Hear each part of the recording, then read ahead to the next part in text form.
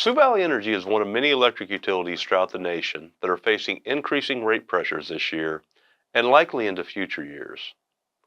When you peel away all the complexities and unique situations present with each electric utility, you will get to the core of the issue, and that stems from skyrocketing electrical demand from consumers.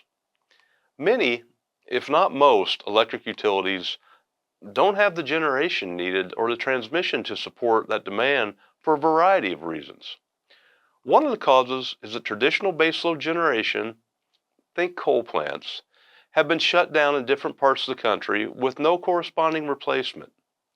Of course, that is a vast simplification of the issue, but it hits at the core because generation and transmission must be built to support the demand, and that comes at a cost. We're anticipating a fairly significant cost increase from our wholesale power supplier, Basin Electric Power Cooperative. There are four basic drivers of that increase. First is the higher demand for electricity. There is a lot of talk about huge data centers sucking up all the electricity. And while they certainly do use a lot of energy, this isn't the load growth I'm referring to. The electricity demand that our power suppliers are working to support is from our traditional membership, residential, farm, commercial, and industrial loads, not mega load data centers. To meet this need, Basin Electric will need to invest $10.6 billion in the next 10 years. Second, anticipated losses by Dakota Gasification Company, also known as DGC. Dakota Gasification is a for-profit subsidiary of Basin Electric Power Cooperative. It owns and operates the Great Plains Synfuels plant near Beulah, North Dakota. The Synfuels plant gasifies lignite coal to produce gases and liquids producing fertilizers, solvents, carbon dioxide, and other chemical products for sale. Commodity prices are down in 2025 and are expected to stay that way for some time, which impacts the demand for the inputs and products that DGC produces, thereby suppressing profits.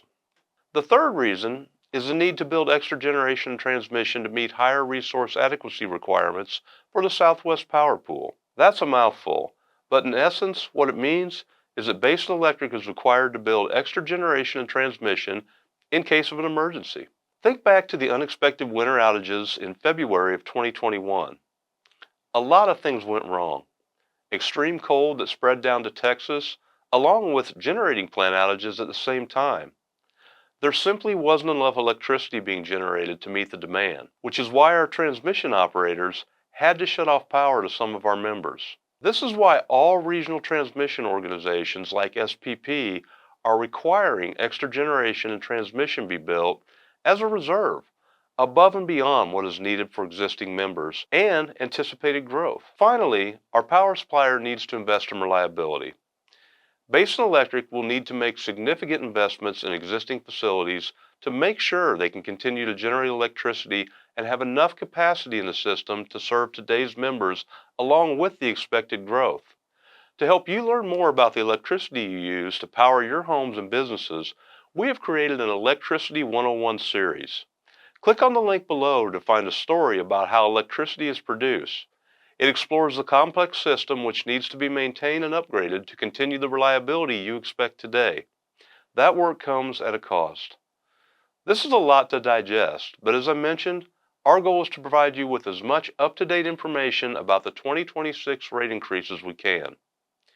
Basin Electric's Board of Directors will be meeting in September to set rates, which will provide us with the details we need to set our budget here at the local level and give you a better idea of what next year's rates will look like.